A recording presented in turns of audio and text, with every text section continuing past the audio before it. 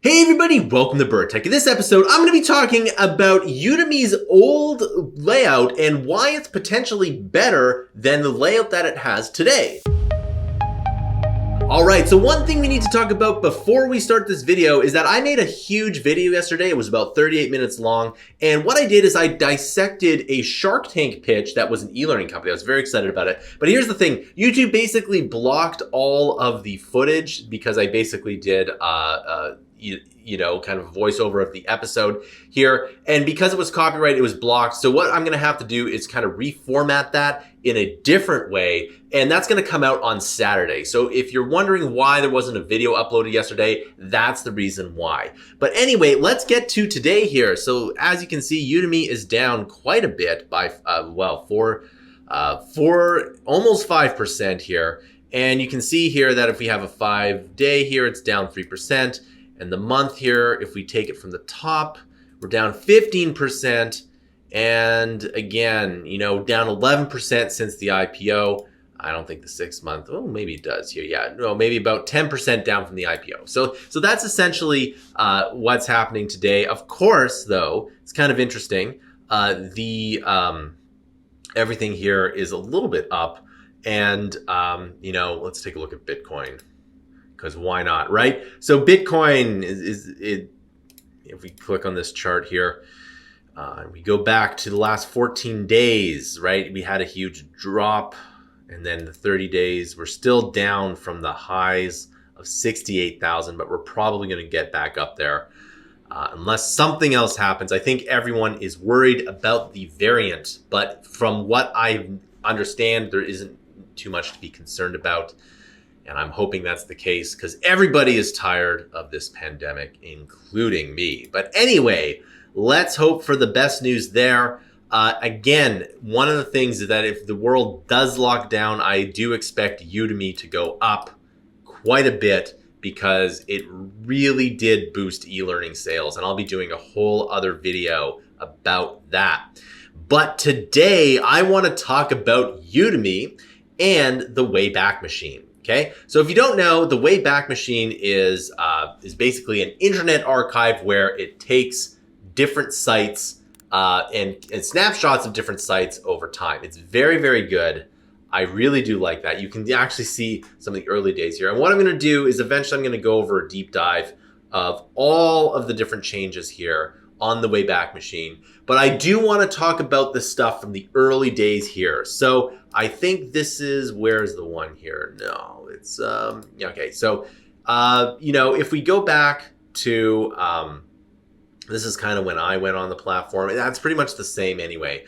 But I want to talk, so this is from May 11th, 2012 here, okay? So now, obviously, web design is in a whole different place than it was 10 years ago. But what I really want to talk about is how they really promoted a bunch of different courses in different ways here, okay? So if you look at this here, we have we have a couple of courses here, right? We have the new and noteworthy. So they're really promoting new courses, right? This has one subscriber, right? And then they have the trending paid courses. Now this Infinite Skills here, Infinite Skills was a company that sold to O'Reilly, and they did produce really good stuff here. So as you can see, Infinite Skills, they had Excel training, and so they put it on Udemy, and that's quite a bit of money. And quite a bit of subscribers, at least for the early days here, right? And they also had a bunch of free courses, right? And you can see Stephen Blank here is a pretty well-known person, had a free course on Udemy. So that's kind of interesting. Now you don't see, this is one thing you don't see top entrepreneurs post any kind of course on Udemy, right? If I want to do anything, I, can get a book deal and, put that up on Amazon and probably make a heck of a lot more money than an online course. And by the way, why aren't there really big publishers that publish on Udemy? Like, that's a whole separate video, right? If you think about it, I could have a book idea and I could go to a publisher and say, hey, look, this is my experience with a book. I want to write a book for you guys. And they go back to you, say, hey, I think it's good. we'll make a book, we'll promote it, here's the contract, then you do the work and you make some money, right? And write a good book, right? But you can't do that on Udemy, right? There are no publishers, right? Because Udemy really does not like that. And I don't think that's a good idea. I think that having that publisher system is not necessarily bad, right? Because, at least in this one here, you have new courses right with the trending paid courses. And by the way, to get onto the top third of the website, you have to perform. And right now, Udemy doesn't do that. And it's kind of annoying, right? It's annoying because, you cannot promote your course in any kind of way, shape, or form that other platforms really favor here. So, see Infinite Skills, they had quite a bit of subscribers at the time. Like 3,000 subscribers for a Udemy course was unheard of. It was amazing here, right? And just to toot my own horn here, look at this. One of my courses was featured in here. And I do believe that if we could click on this, one or two of my courses would have been, within the top 10 here. But, this is my course. It was a really good course, by the way. It showed people how to make HTML5 games for Facebook and Chrome and, from scratch, completely from scratch. It was one of the first courses to show everything from programming to art to music to publishing and everything. And it was a pretty good course. I was very proud of it. So, as you can see, my course was featured here, and this was a curated list, right? And again, like I said, there was a couple of courses here that if I clicked up, I would probably, it would probably work here. But you can see that there's all the different kinds of what people want to learn. Infinite Skills again. Then they had social sciences. I don't think those do really well today, but they're there. Humanities, arts. So this is, again, they're still trying to figure out how things work, right? And then they had fitness. That's a really big thing for Udemy for Business now. But, education. And you can see, they had music, right?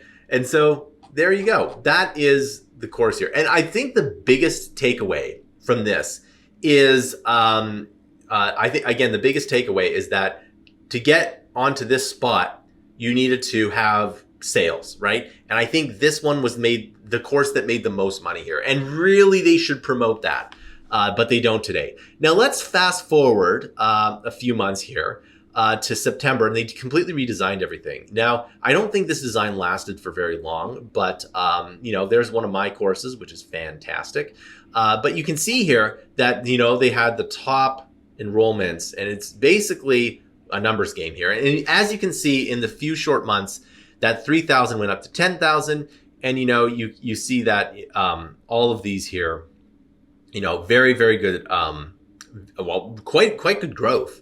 And, as you had more students and paid students, you would move up the list, right? And there you go. And so this one was a pretty good course. I thought that was amazing. And then, you can see that, again, they're still promoting, at least in the case of students, but to get this top spot, it should be sales, right? And that's kind of the way it should be, right? And so in some ways, what would happen if we went back to this, right?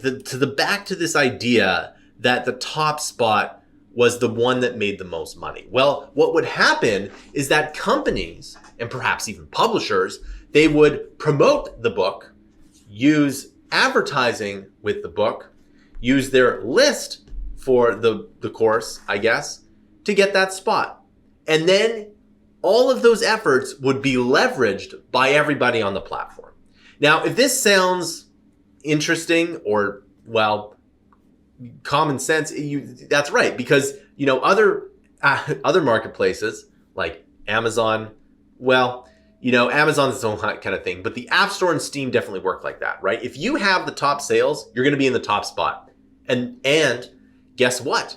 Not only do you have to make a good app or game, but you have to hire the best marketing company, right? There are 0 marketing companies for Udemy because it doesn't work like that. Because what they want to do is they want to spend, they want to take 44 million students, sell them a subscription, And then once they sell the subscription, their valuation will go up and then they'll probably cash out, right? And this is not very good for the whole e-learning movement altogether. And I just don't think that's the best way to do that. They should really be more like Apple or Steam, because whoever buys that is probably not going to be buying a good product, because as I've mentioned, and in the video I made yesterday about Shark Tank, which I highly recommend that you stick around until Saturday because it's going to get re-released so that everybody can see it. I go through every single little thing that someone like me has to go through, and it's really important. And if you're an investor, you have to look at that video, right? And you realize that, Udemy it makes some really good decisions in some cases, and then it makes some terrible decisions in others, right? Most notably that the marketplace isn't scalable, okay? And that they're just trying to sell a subscription. And I can't give you a better example of, a company like mine pitching their idea on Shark Tank and having the investors critique them, right? And in fact, I'd love to even see if it was possible to see like the behind the scenes footage.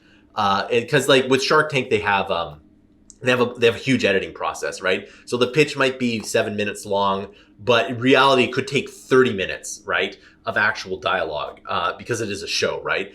So that does happen, right? They do actually edit quite a bit. I'd love to see that footage there, but I don't think it's available publicly. Nevertheless, you do have to take a look at that video. It is probably the best video on this topic I have done here, all right? So that concludes this video. Thank you so much for watching. Please check out that video. We are gonna re-edit it so that everybody can see it. It might just be like the audio only, but nevertheless, I am going to try to make it work, and that will be uploaded for Saturday. Thanks for watching, and I'll see you in another video.